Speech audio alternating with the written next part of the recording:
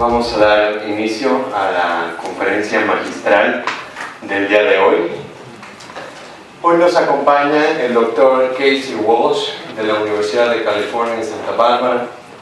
Él nos viene a hablar de un tema muy importante, que es la regulación del agua, el conflicto en un contexto de cambio climático. Esto resulta muy relevante aquí en este país, particularmente cuando ha sido un año donde se ha intentado privatizar el agua bajo una ideología neoliberal y como la escasez, políticas neoliberales, contexto de cambio climático, pues puede devenir en un conflicto, una dinámica de conflicto muy fuerte. Entonces le doy la palabra al doctor Casey Walsh. Gracias por estar con nosotros. Gracias, Luis, por invitarme. Es un placer estar aquí con ustedes aquí en la UNAM, ver viejos amigos, amigas y conocer nuevos amigos. Yo soy Casey Walsh, vengo de la Universidad de California en Santa Bárbara, del Departamento de Antropología. Hoy voy a hablar un poco sobre el uso y regulación del agua de subsuelo, que como ya ha dicho Luis, es un gran tema ahora en este contexto de cambio climático. Vamos a empezar esta presentación definiendo un poco la escala de trabajo que hago. El proyecto que llevo ahora es sobre una zona agrícola en California, cerca de donde yo trabajo y vivo, que es aquí. Me desplazo fácilmente a trabajar estas zonas agrícolas.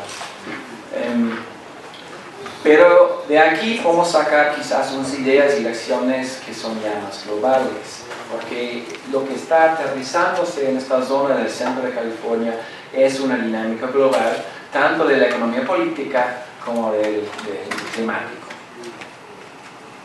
Esta zona se llama Paso Robles, aquí. Otra zona que te voy a hablar está un poco al sur, que se llama Cuyama. Son dos zonas agrícolas que dependen mucho de sus acuíferos para producir. Vamos a seguir. Presento algunas imágenes de la zona para ayudarnos a entender lo que está pasando allá. Este es Paso Robles, es una zona de cerros, pie de montaña, no planicie, que no tiene realmente agua de superficie. Depende totalmente de sus acuíferos para las zonas urbanas y también de la producción agrícola, que es ya famosa en esa zona. Como se puede ver aquí en Paso Robles, hay mucho viñedo. De hecho es una zona muy famosa ahora de viñedos. Puede pasar al otro. Parece una vista muy bucólica, muy bonita, muy verde en este caso, de viñedos, de encinos. Este paisaje con sus buenos vinos y sus buenas vistas atrae mucho turismo. Y la producción de uva para el vino ha multiplicado 10 veces en los últimos 20, 30 años. Antes era una zona ganadera más bien, de pequeñas extensiones de hortalizas, quizás alfalfa, pero ahora es una extensión masiva de uva para vinos. Tiene una designación regional de vino que le ayuda a localizar sus productos en mercados en todo el mundo, en China, además en Estados Unidos y otros lugares. Central Coast, Paso Robles, esos son los términos que traen el dinero. Vamos a seguir. Esta imagen lo pongo para que tengan una idea de que, claro, no todo es bucólico y verde en esa zona. Es una zona muy seca, de hecho, de la costa central de California. Estos cerros son lo que realmente deberíamos estar viendo en lugar de estos viñedos. Lo verde, claro, es la producción agrícola en base de extracción de agua de subsuelo. La lluvia, la precipitación de la zona de la costa central anda normalmente a través del último siglo, 350 milímetros por año, que no es mucho, es muy poco de hecho. Y el promedio en toda California anda por ahí por 700. Vamos a pasar a la siguiente. Claro, entonces un régimen de precipitación muy escaso, pues se tiene que producir con pozos profundos. y han perforado muchos pozos profundos en los últimos 20, 30 años. Este es un ejemplo, se puede ver el paisaje muy árido y la perforación de un pozo. Este es el otro sitio de trabajo de campo que estoy viendo en el proyecto, que está cerca, es Cuyama. También se puede ver, es una zona con un poco de precipitación, una zona semiárida en las montañas, que tampoco tiene un río, igual a San Paso Robles, esa zona central de la costa de California, no hay mucha agua de superficie.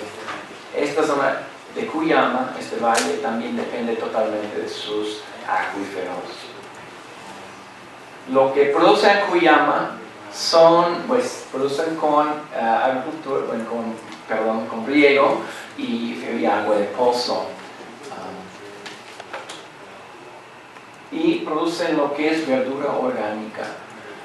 Más que nada es la zanahoria. Este es un valle que produce una extraordinaria cantidad de zanahoria para todo Estados Unidos. De hecho, creo que este valle produce más que la mitad de la zanahoria.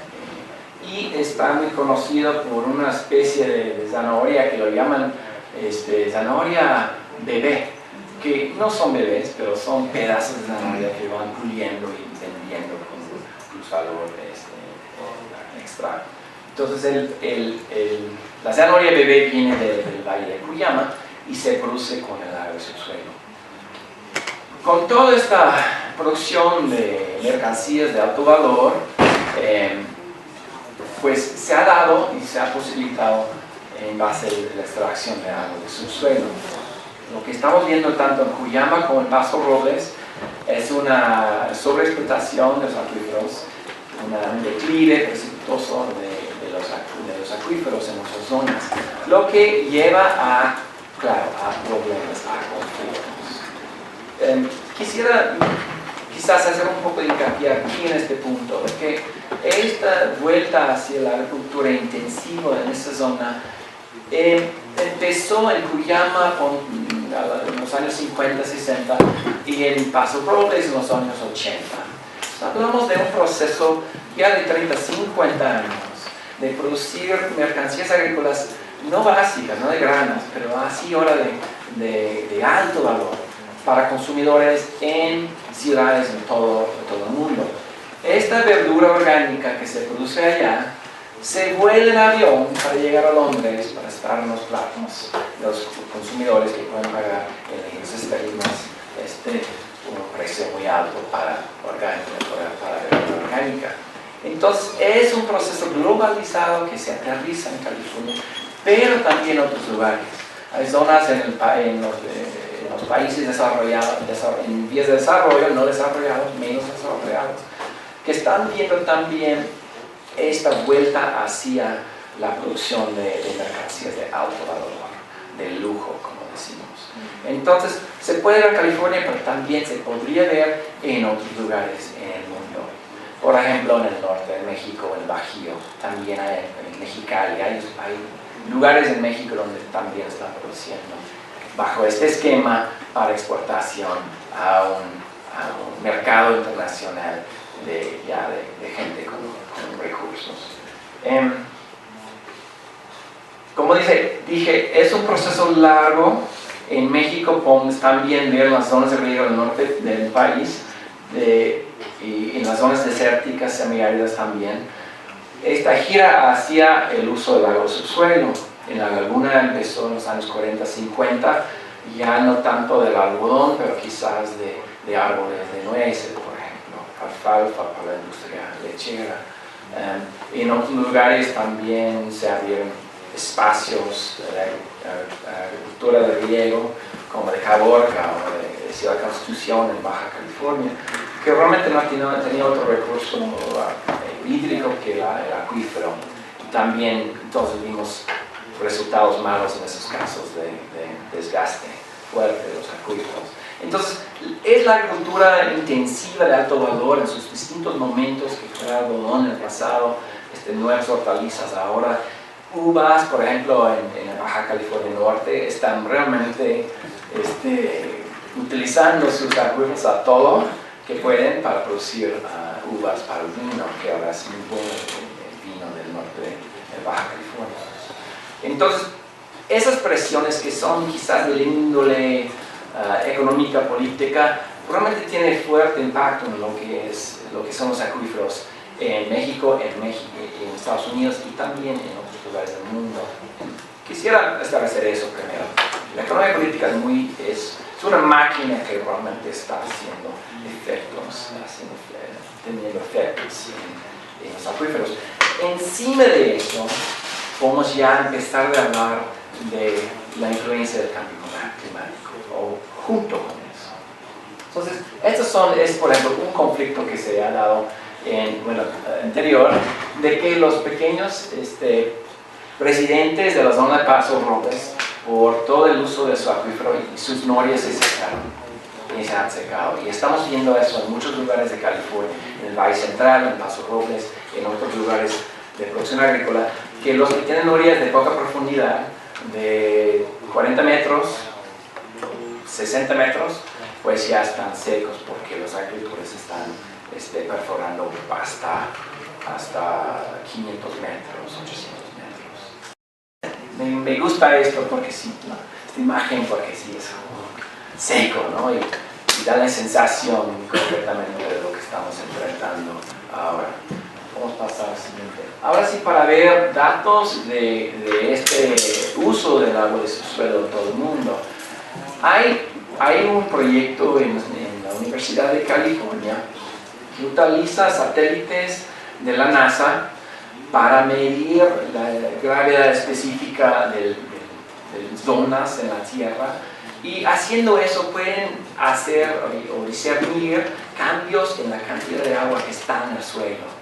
Entonces, usando esos satélites gracias, se pueden ver en grandes rasgos, ya no así de pequeñas extensiones, pero sí de espacios más grandes, cómo ha cambiado el contenido de agua en el subsuelo en el mundo.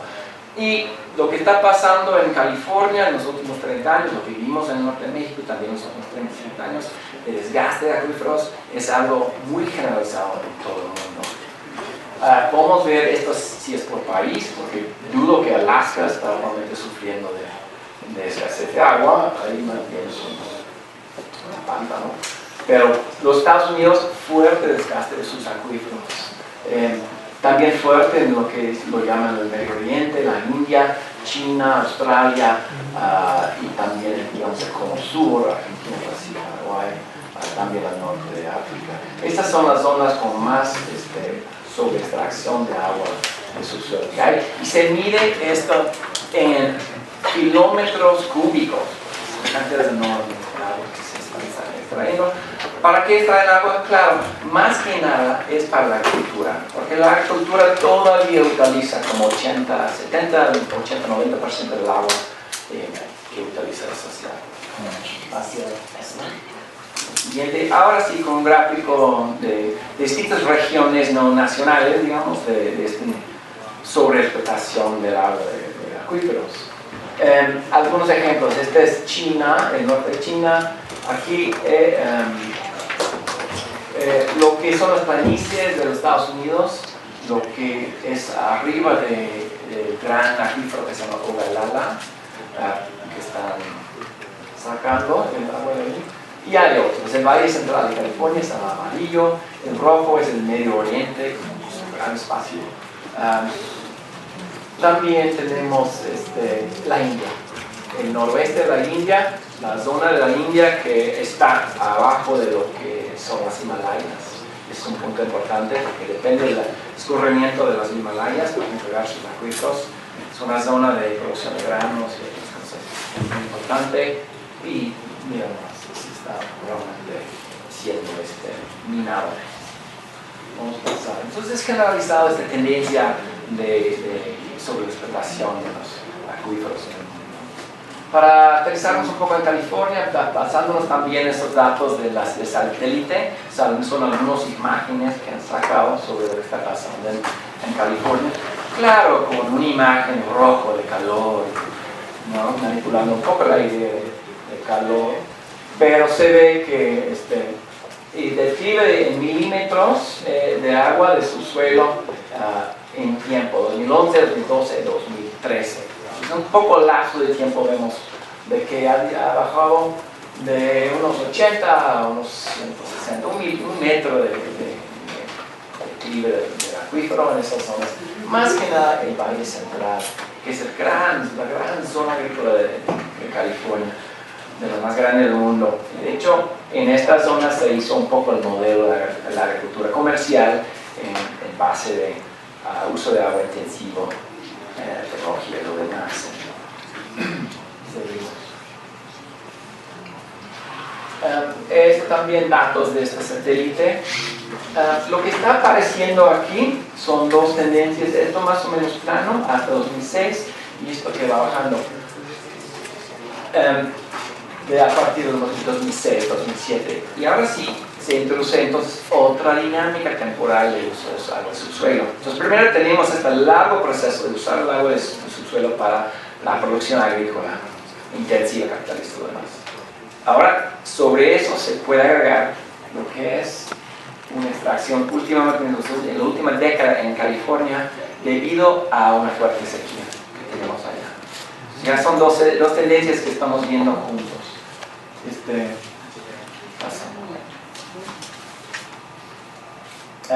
En Paso Robles, esta tendencia se ha resultado en un gran cono de depresión acá en esta zona donde está el pueblo y también donde están los viñedos, la gran parte de los viñedos, los hoteles para los turistas y lo demás. Entonces, se ve que esta sequía junto con una agricultura intensiva ha resultado en un problema grande de desgaste del acuífero en Paso Robles, California. En Cuyama, que es la otra zona agrícola que estoy estudiando ahorita, se ve algo similar, pero aquí la producción agrícola lleva 50 años más o menos de la misma escala. O sea, no ha aumentado demasiado el uso de agua en esos últimos 60 años. Además, como no depende de nada en agua de superficie, la sequía únicamente afecta a este acuífero en cuanto a su recarga. Es un acuífero que se recarga muy lentamente. Entonces aquí se ve que en general es un proceso constante de declive, de bajada, perdón, con un poco de aceleración a partir de los años 80. Pero en las dos zonas agrícolas que estoy estudiando, que estoy presentando, se ve que hay un problema de esa. ¿Qué sigue? Ahora otra vez a la cuestión de la precipitación, perdón, que brinco. Ahora sí, la sequía que vimos antes, el declive de los acuíferos que empezó fuertemente en 2006 hasta ahora, se debe en gran parte a una sequía extraordinaria, digamos, comparándose con los últimos 100 años. Esto es el porcentaje, otra vez una imagen así rojo, para darles la idea de calor y foco rojo, ¿no? Ecológico. Y eso es entre 2013 y 2014. Que realmente estamos muy debajo de la norma de precipitación. Y en los últimos 4 o 5 años ha llovido 25%. O hasta la mitad quizás de la precipitación normal. Entonces de 350 estamos hablando de 175, 180 milímetros el año, que es muy bajo. Sí. Ahora, esta sequía, viéndolo con los datos de todo el siglo de precipitación en California, y esto sí es la escala de California, se ve ahora sí extraordinario. Hay otros momentos de puntos bajos, hay variabilidad que va ciclando, más que nada por cuestiones decadales de la oscilación decadal del Pacífico, periodos de más humedad, periodos de menos humedad. En los últimos 10 años hemos presenciado una etapa, un momento de poca precipitación, una época seca. aquí se ve muy notablemente que es más seco que nunca. O sea, es el periodo más seco en la historia de que tenemos datos. Seguimos.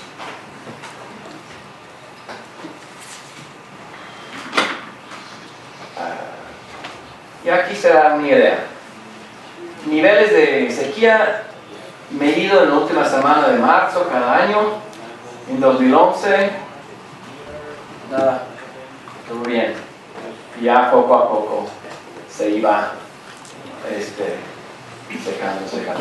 Entonces ahora sí estamos, gran parte del estado está en lo que lo llaman una sequía excepcional. Ahora, ¿qué quiere decir este problema de precipitación, de falta de precipitación para el estado de California? Pues uno, claro, es que no caen las lluvias que realmente apoyan el crecimiento de las plantas y de la agricultura. Y eso es en uno. Segundo, no cae la lluvia para que llenen las represas, porque el estado de California tiene una enorme infraestructura hidráulica que conecta el norte del estado con el sur del estado. De hecho, conecta el sur del estado con otros estados, con Colorado, a través del río Colorado, con Arizona, Nevada y los demás.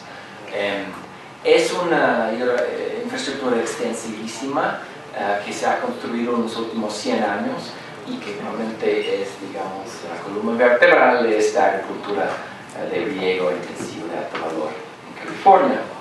Entonces lo que vemos es, no cae el agua a las plantas, no llenan las represas que después van a usar para regar las plantas. Las lluvias vienen en invierno, se utiliza el agua en verano, se capta y almacena allá en las represas hasta el verano.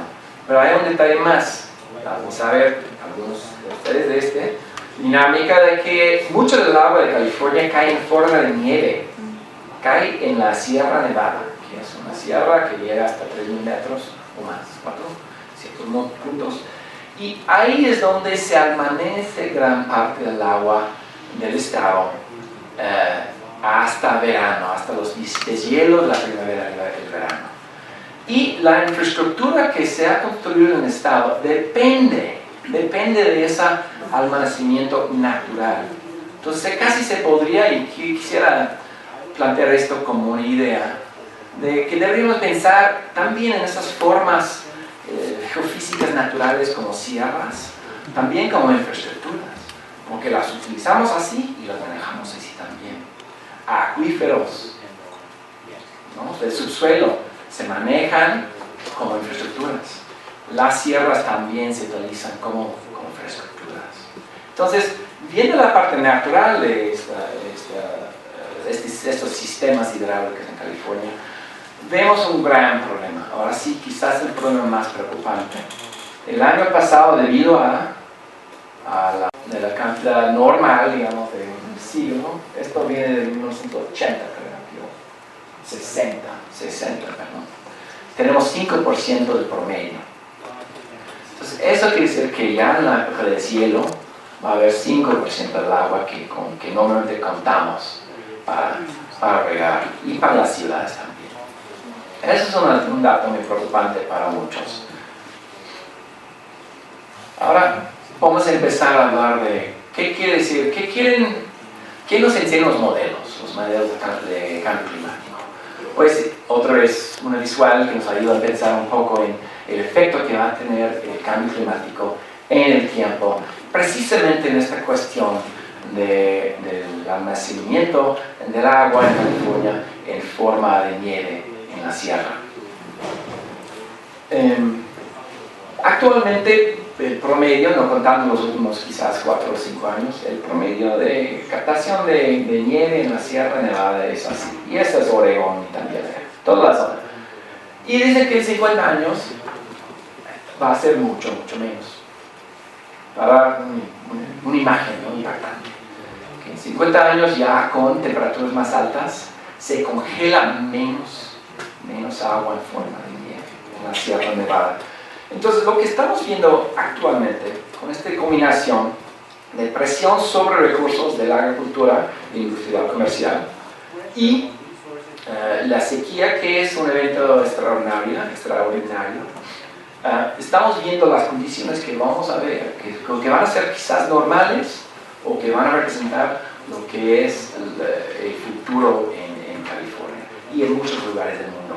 Porque también se puede, ahora pensando más allá de California, se puede pensar en lo que es la zona del norte de India, la zona de China, esas zonas que dependen de las Himalayas y las glaciales de esa ciudad, o los Andes, o cualquier otra zona que tiene ese uso de la naturaleza, de captar agua en forma de nieve. Entonces vamos a pasar ahora sí a la discusión quizás más puntual de esto de cambio climático.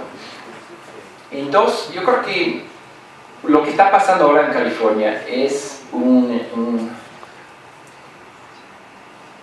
anticipio, no sé, me falta la palabra, es un indicador, es un modelo, es una muestra de lo que viene. ¿Por qué? Porque el cambio climático, si lo medimos en dos factores, precipitación y temperatura y precipitación, ya estamos viendo esos cambios en California actualmente. La temperatura ha sido más alta estos últimos años en Cali, y eso sí se puede medir cada año, temperatura promedio más alta que antes. Ahora, mi familia en octubre, en medio de octubre en Santa Bárbara, está diciendo que hace mucho calor. Están cayendo lluvias en octubre, en junio, agosto. Estamos viendo que lo que va a ser más común en el futuro, un patrón de precipitación, temperaturas altas, precipitación menor y en otros momentos. Entonces, temperatura, ¿qué va a hacer la temperatura con este sistema hidráulico que tenemos en California, en muchas partes del mundo? Primero, más evaporación. Las presas se evaporan más. La aplicación de agua a los campos se evapora más. Hay más evapotranspiración de las plantas. Entonces, se pierde más agua en forma de evaporación. En el caso de California, quizás no es el mismo caso que aquí en México, pero en lugares que tienen sierras con nieve, tenemos menos nieve en las montañas. Y tercero, se va a cambiar la periodicidad y el tiempo de los deshielos de esas sierras. Entonces vamos a tener agua cayendo de las montañas más temprano en la primavera y ya no tanto en el verano, cuando más necesitamos el agua para la agricultura. Nuestro sistema hidráulico en infraestructura y nuestra naturaleza infraestructuralizada no fue construido ni manejado para contemplar estas condiciones. La otra es precipitación. Vamos a tener menos precipitación en total y vamos a tener más durante el verano y menos en invierno. Y van a ser probablemente lluvias más calientes, de agua más caliente. El agua caliente que cae como lluvia deshiela la Sierra Nevada. Eso es parte de lo que pasó este año con nuestro 5% de lo normal. Cayeron lluvias y deshielaron los nieves que había en la sierra. Entonces estamos anticipando un escenario climático en el futuro que se asemeja un poco a lo que estamos viendo ahorita en California y que debería preocuparnos. Ahora, es un poco la discusión global de lo que está pasando en California. Yo soy antropólogo y pido prestado de estas imágenes y datos para entender dinámicas globales y de gran escala, temporalmente, geográficamente, pero lo que yo veo en mi investigación es el cambio. ¿Qué está haciendo en el campo? ¿Qué está pasando en el campo? Ahora voy a pasar a esas dinámicas en el campo que estamos viendo. Y lo que sí estamos viendo es un inicio de un ajuste a este sistema establecido hidráulica social que tenemos en el estado de California. ¿Qué son respuestas a esta crisis? Otra vez es una crisis de largo plazo, de economía política, de agrícola, también cambio climático y coyuntural de la sequía. excepcional ahora en California. Pero, ¿qué es la respuesta que se está formulando apenas en California a estas condiciones? Que podría ser una respuesta más o menos adecuada, y eso es de debatirse al futuro. Primero, todo el mundo reconoce que se tiene que incrementar la disponibilidad de agua. Eso, o sea, básicamente crear más oferta. ¿Cómo? O sea, el agua es el agua.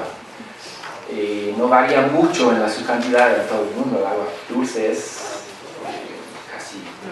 No se puede producir más agua, pero sí se puede almacenar, captar más agua y tenerla ahí disponible. Entonces, están ahora pensando en nuevas obras de almacenamiento y conducción de agua. Problema de que en muchos de los lugares, en California y en México también, más adecuados por poner presas para crear almacenamiento de espacios para captar agua, ya están presas, ya están tomados. Entonces ya no son muchos los lugares donde podríamos crear nuevas presas y que sea efectivo en cuanto a costo y beneficio. Es un problema, pero se reconoce que tenemos que crear más almacenamiento y obras infraestructurales grandes del mismo patrón y mismo tipo que ya tenemos, o sea, enormes, de gran escala. Segundo, tenemos que reducir el uso del agua. Entonces, incrementar la oferta, reducir la demanda. Y ahora sí, en esta práctica voy a hablar no de proyectos de ajustar la demanda de agua entre los agricultores o entre las ciudades, no tanto los proyectos culturales o proyectos económicos. Voy a hablar de un proyecto legal en California de reducir el consumo de agua de subsuelo para la agricultura en California.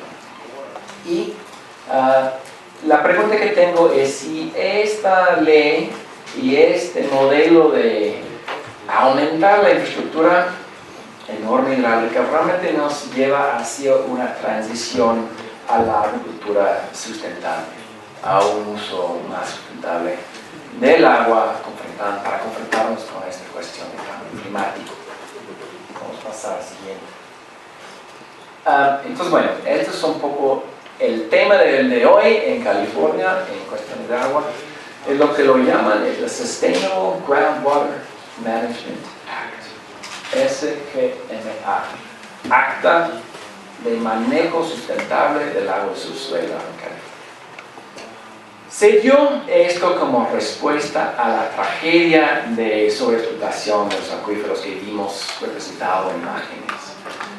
Pasa que en California, desde casi siglo XIX, no hemos tenido una ley que rige y que limita el uso de agua de subsuelo en ese estado.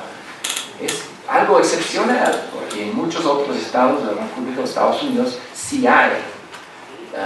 Pero en California, como similar a Texas, se consideraba el agua de subsuelo casi como propiedad del dueño de la tierra que ocupaba arriba del acuífero.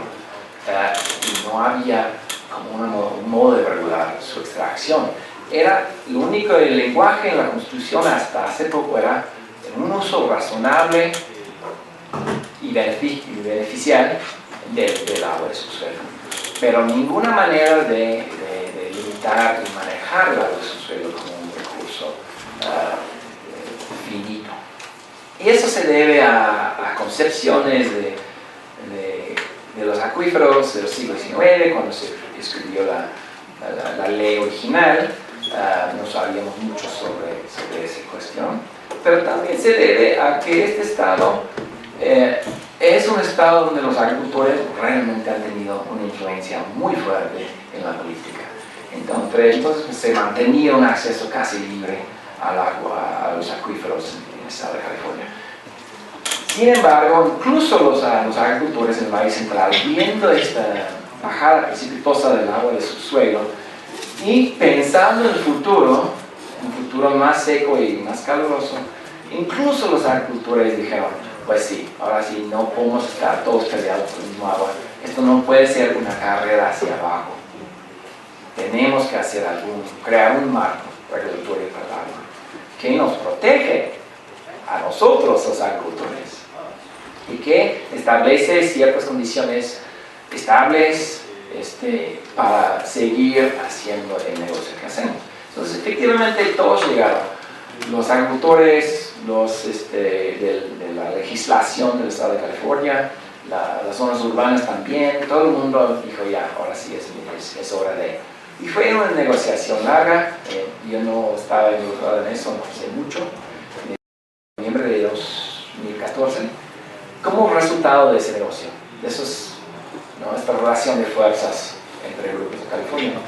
Sin embargo, pues tiene mucho que es muy laudable, muy bueno, y ofrece algo, ofrece un camino hacia una regulación.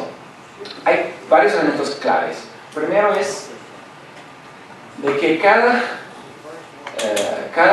acuífero, cada zona, groundwater basin, cada cuenca, digamos, de agua subsuelo, se tiene que organizar para manejar sus aguas de subsuelo. Aquí abajo vemos eso. Está un poco descentralizado esta idea de esta agua, que van a ser los usuarios en cada cuenca de subsuelo, de agua de subsuelo. Primeros, respaldados por el condado en cada lugar, y al final el estado de California. El estado de California va a tener un papel de enforcement, fue la palabra, pero o de policía. No, al final, si no se cumple, si los usuarios no hacen lo que tienen que hacer, si el condado no hace lo que tiene que hacer, el estado llega a poner a la puerta. Pero se espera que empiece a moverse los usuarios y se haga todo eso en un lugar local. ¿Qué van a hacer entonces los usuarios? Van a crear unas agencias también de manejo sustentable del agua y subsuelo, Groundwater Management Agencies. Ahora, todos los elementos del gobierno local en estos condados, estas zonas, de esos acuíferos, van a tener que ponerse de acuerdo para trabajar juntos y crear una nueva institución, financiar esa nueva institución bajo de, probablemente en cada lugar, impuestos sobre la tierra en estas cuencas. Que es un proceso, imagínense, va a ser muy difícil, porque la gente no quiere nuevos impuestos. Son grupos que por muchos años no se han relacionado, o las relaciones han sido de agricultor y empleado, en muchos casos. Han sido de fricciones, también de colaboración, pero va a ser la primera vez que todos estos actores se sienten en un solo lugar para negociar y trabajar juntos. Segundo, ¿qué van a hacer? Estas agencias van a hacer un plan de manejo sustentable del agua de subsuelo a largo plazo. O sea, casi de siempre. Se puede ajustar en el futuro, pero se tiene que contemplar cómo van a llegar a un equilibrio de sus acuíferos en cada cuenca.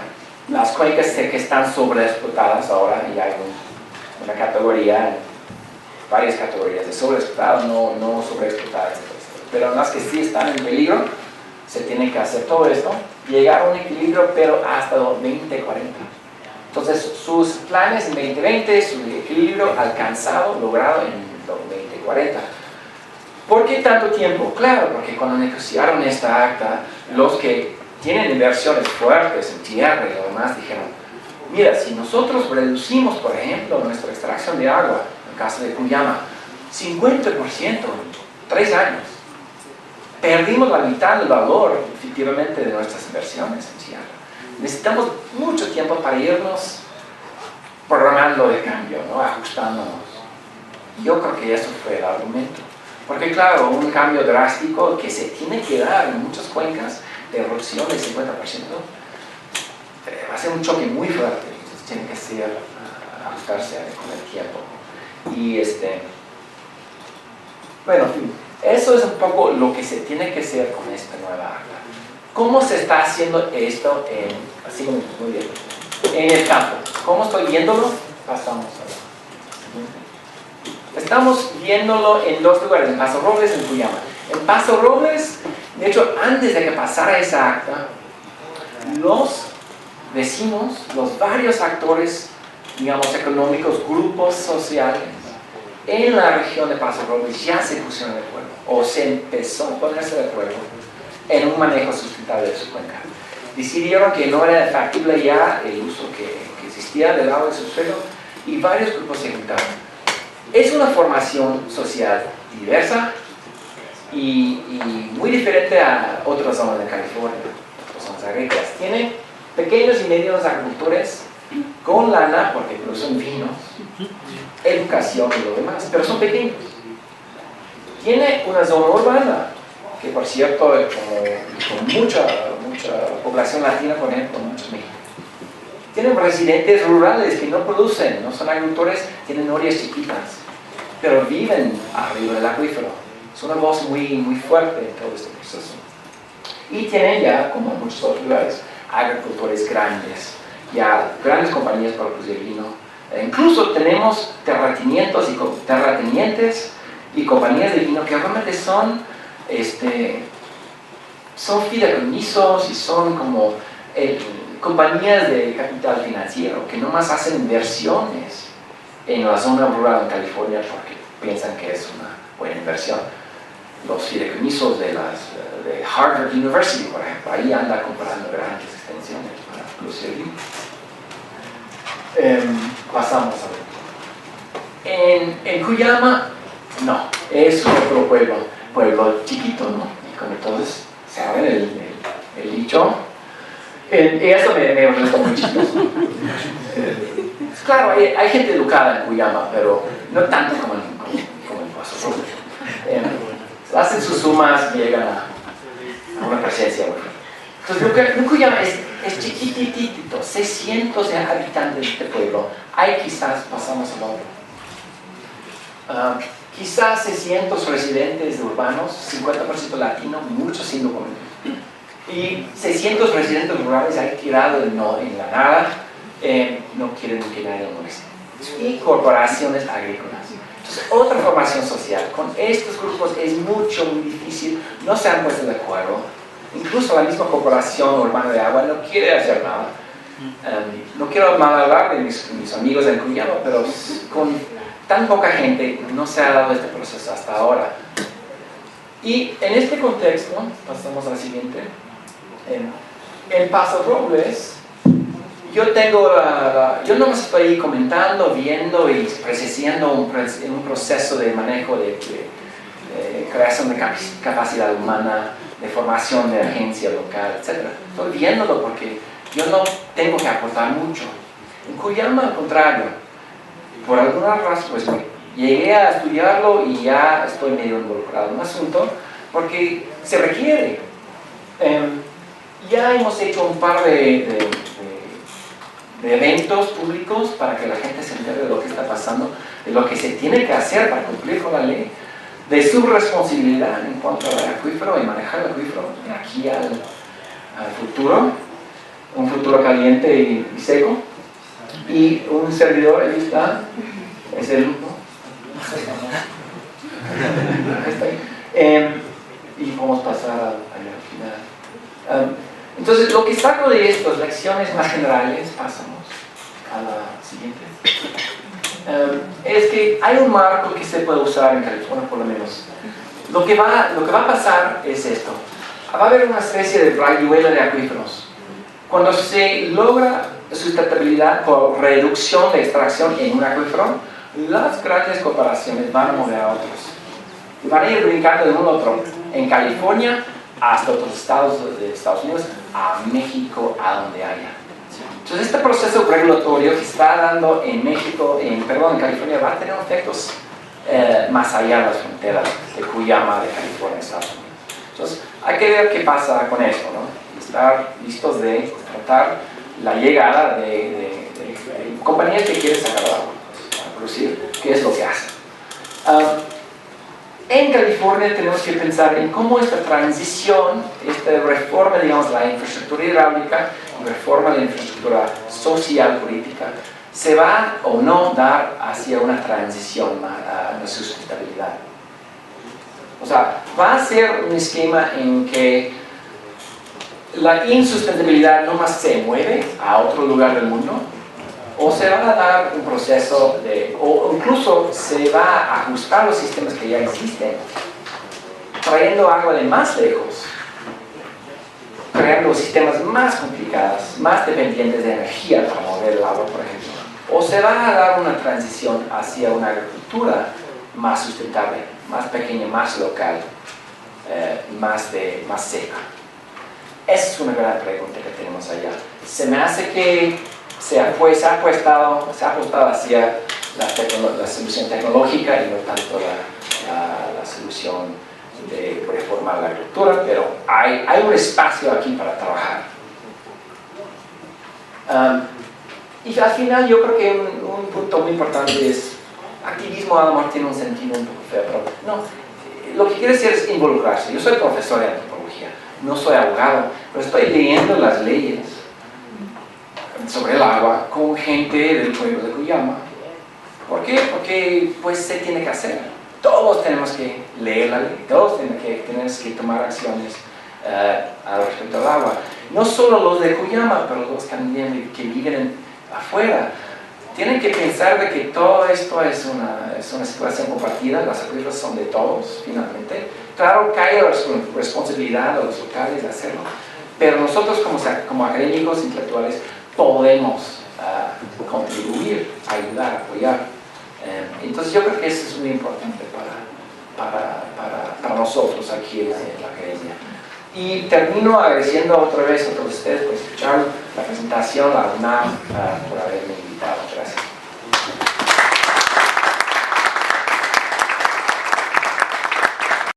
Y tenemos algunos minutos para preguntas y respuestas. Entonces, quien tenga una pregunta para el Dr. Walsh, adelante.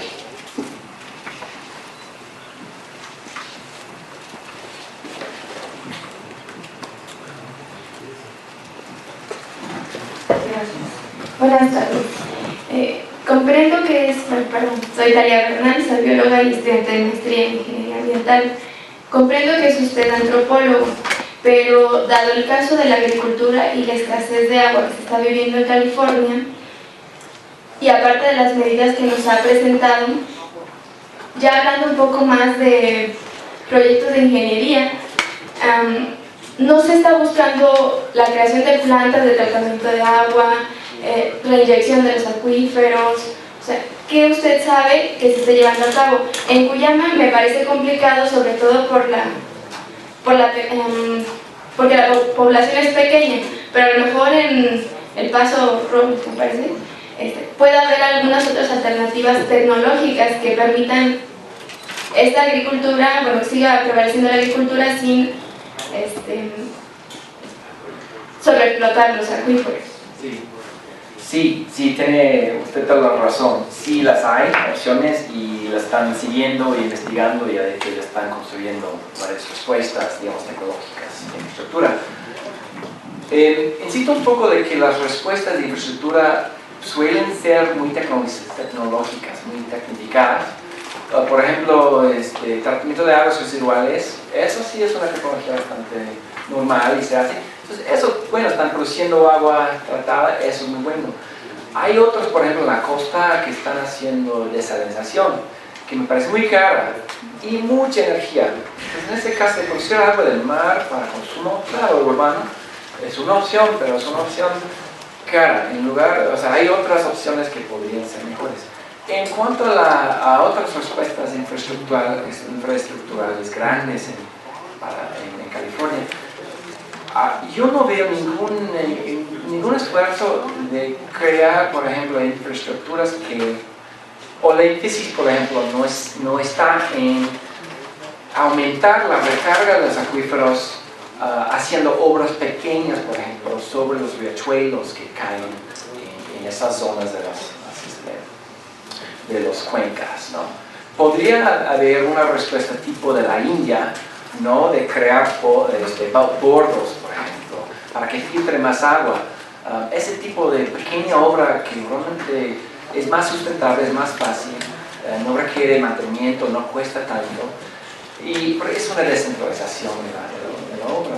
Yo creo que esas opciones se tienen que explorar más en California, porque se apuesta a unas infraestructuras que a lo mejor van a captar agua en Oregón y van a mandarlo hasta el sur de California. Y ese es el problema que yo veo.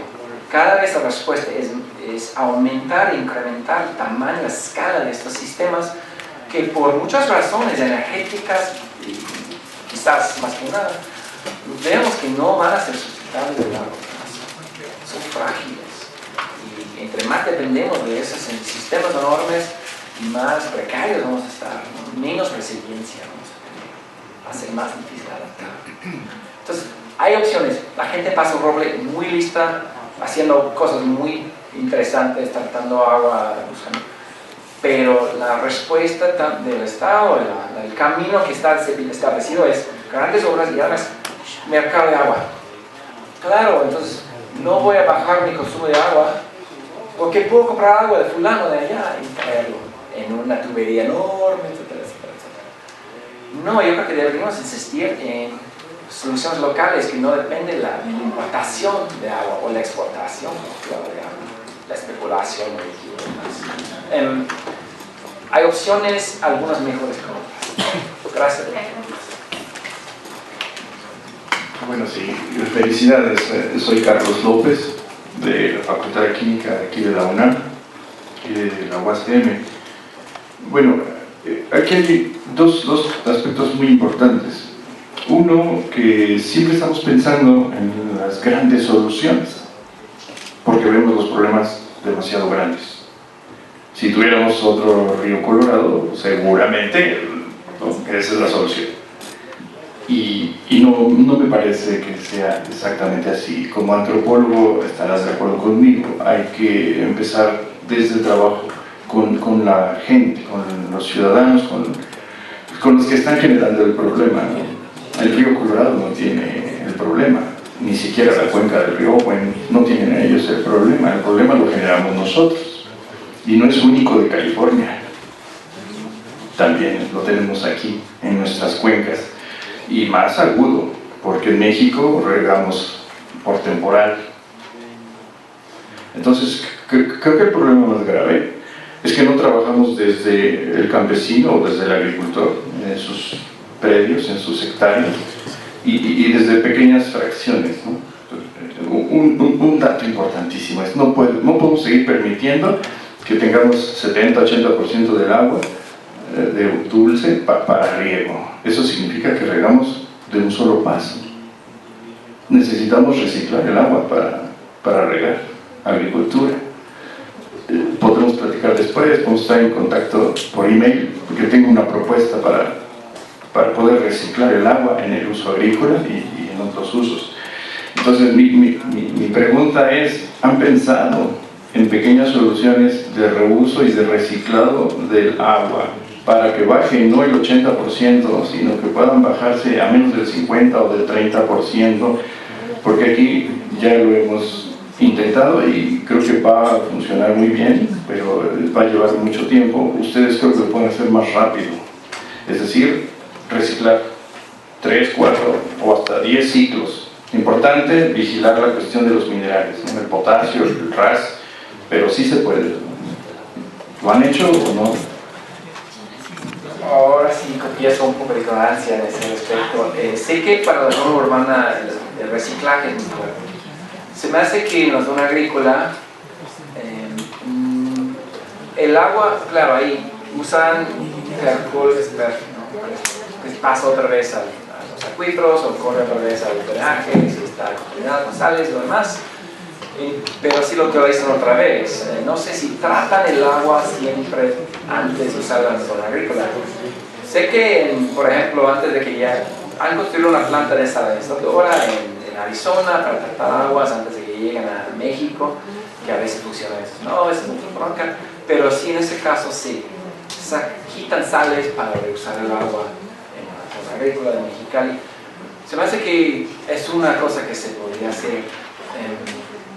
Mi experiencia es que la eficiencia, incrementar la eficiencia del agua, del uso del agua, no da a una reducción total del uso de agua, va a permitir las mismas, digamos, fronteras agrícolas de riego que ya tenemos, que no son sustentables. Entonces yo creo que son, muchas veces estas respuestas tecnológicas son para mantener un status quo que no está bien. Puede haber tecnologías y la verdad es que creo que el sector agrícola está apostando a eso, ¿no? De que sí podemos reducir nuestro uso de agua, si hay manera, eficiencia y demás.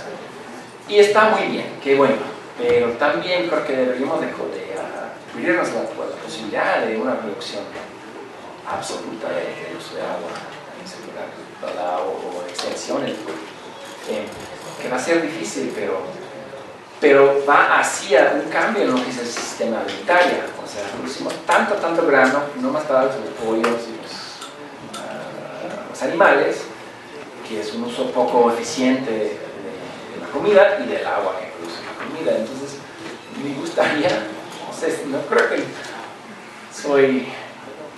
Bueno, no creo que el sector agrícola en Estados Unidos está viendo eso.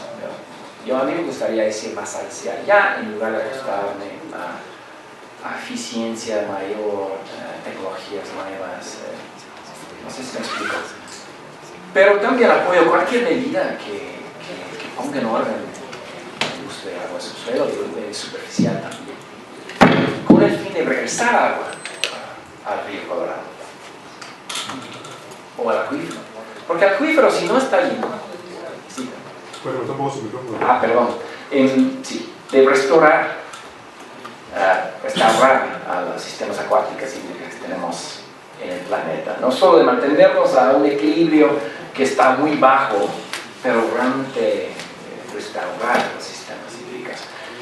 Entonces yo creo que tenemos que cambiar nuestro objetivo junto con las medidas que tomamos para llegar a ello. Pero gracias por la pregunta. Después habla. Bien, muchas gracias. Le damos las gracias al doctor Casey Walsh.